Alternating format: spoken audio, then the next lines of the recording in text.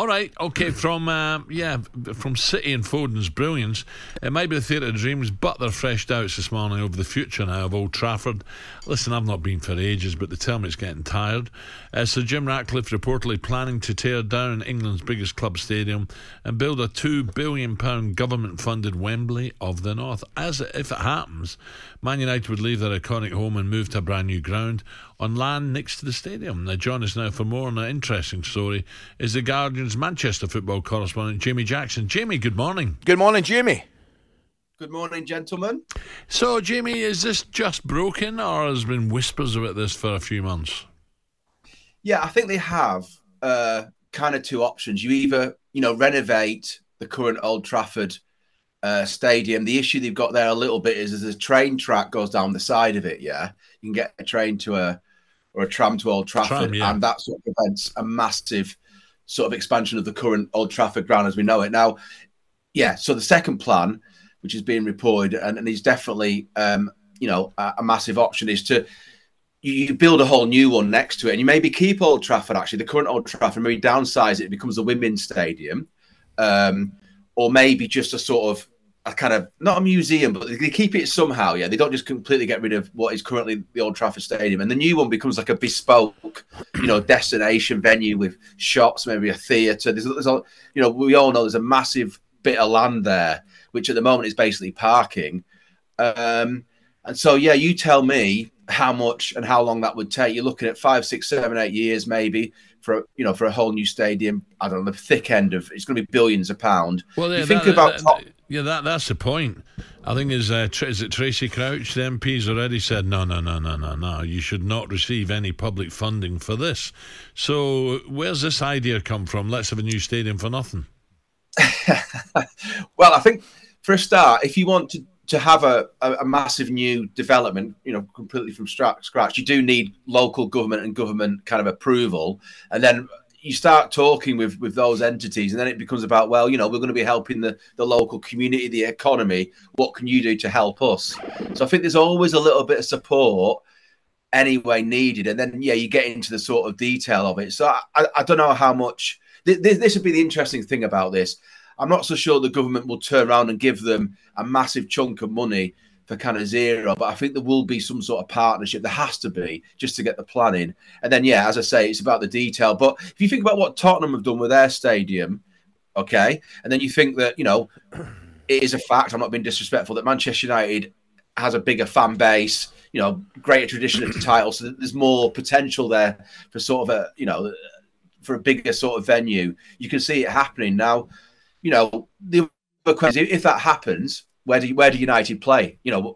If Old Trafford becomes a non-event and they build a new one, that's another interesting part of this whole. They're not going to share with City, are they? That's interesting. They have ground shared many moons ago, of course. I mean, a long time ago. Post-war, I think it was, when Old Trafford was bombed. Now, I don't necessarily think that would happen, but, it's one of those things that the Milan clubs do it. Once you get past the structured tribalism, it may be possible, but I'm not so sure. But yeah, it's a good question about that part. But I think what we're talking about here is how serious Ratcliffe is about trying to sort it out. Manchester United is a club on and off the pitch, obviously. Ali? Jamie, I can't see it happening. Is refurbishment of the Old Trafford at the moment, is that out the question? I heard a fact. Did you say £800 million to refurbish it, Alan, at one point? Shaban said it. Was it in the news? Would that not be I'm not saying that, that's a heck of a lot of money, but would that not be a better option, Jamie? It's a good question. This is the whole debate that's been going on there for sort of, I don't know, 3 or 4 years at least. That figure you quote there is kind of ballpark figure. It might be more, $1 billion, a bit more. But I suppose what they're wondering is it worth actually taking that money, investing in a whole new project in the long term? Listen, that's not out of the question at all. And they have got plans. They've looked at it. They've got a master builder looking at it. They have done for the last couple of years, the Glazers, as it were. I don't know. I mean, I think it just depends on the ambition they have and the time. Yeah. In the end, these things come down to money, don't they? They always do come down to money. How much money have you got, and the sort of will to do it?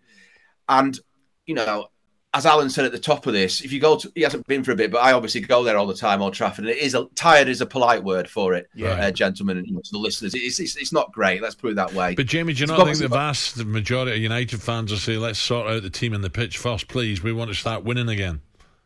Yeah, they're related, aren't they, right? You get a world-class stadium, if you want to call it that, and then obviously that helps the money for the team. But yeah, you're definitely right. What they want, and I think what we'd all like to see is a Manchester United competing with City and, you know, Liverpool and Arsenal properly year in, year out. That's going to help our league. So, yeah, I think that is the first priority. But as I say, I think it's fair enough to say that they're kind of linked.